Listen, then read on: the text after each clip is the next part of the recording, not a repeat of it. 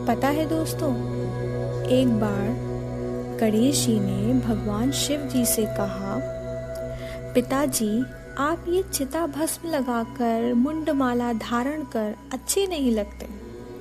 मेरी माता गोरी अपूर्व सुंदरी और आप उनके साथ इस भयंकर रूप में।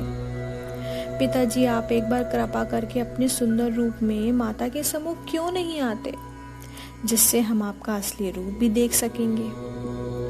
भगवान शिव ने गणेश जी की बात मान ली। कुछ समय बीतने के बाद जब शिव जी स्नान करके लौटे तो उनके शरीर पर भस्म नहीं थी। बिखरी जटाएं संवरी हुई थी और मुंडमाला भी उतरी हुई थी।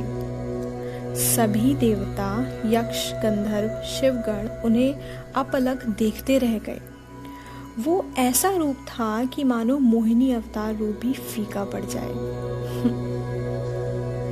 भगवान शिव ने अपना यह रूप कभी प्रकट ही नहीं किया था। शिव जी का ऐसा अतुलनीय रूप करोड़ों कामदेव को भी मलिन कर रहा था। गणेश जी ने अपने पिता के इस मनमोहक छवि को देखकर स्तब्ध रह गए और मस्तक झुकाकर बोले, मुझे क्षमा करें पिताजी, परंतु अब आप अपने पूर्ण स्वरूप को धारण कर लीजिए। भगवान शिव ने पूछा, क्यों पुत्र? अभी तो तुमने ही मुझे इस रूप में देखने की इच्छा प्रकट की थी, अब पुनः पूर्ण रूप से आने की बात क्यों? शिव जी मुस्कुराते हुए अपने पुराने स्वरूप में लौट आए थे, लेकिन गणेश जी ने मस्तक झुकाते हुए ही कहा था कि क्षमा करें पिताश्री, मेरी माता से सुंदर कोई और दिखे, मैं ऐसा कदापि नहीं चाहता। इसलिए शिव जी ने उनकी बात को मान लिया। लेकिन पता है दोस्तों, इस प्रसंग से क्या सार निकलता है? आज भी ऐसा ही होता है।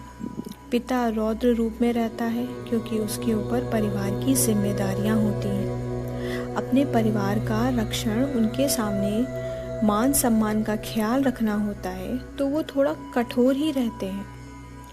और माँ सौम्य प्यार, लाड, स्नेह उनसे बातचीत करके, प्यार देकर उस कठोरता का बैलेंस बनाती है। इसलिए सुंदर होता है माँ का स्वरूप। पिता के ऊपर से भी जिम्मेदारियों का बोझ अगर हटा दिया जाए तो वो भी बहुत सुंदर दिख सकता है। शुक्रिया दोस्तों।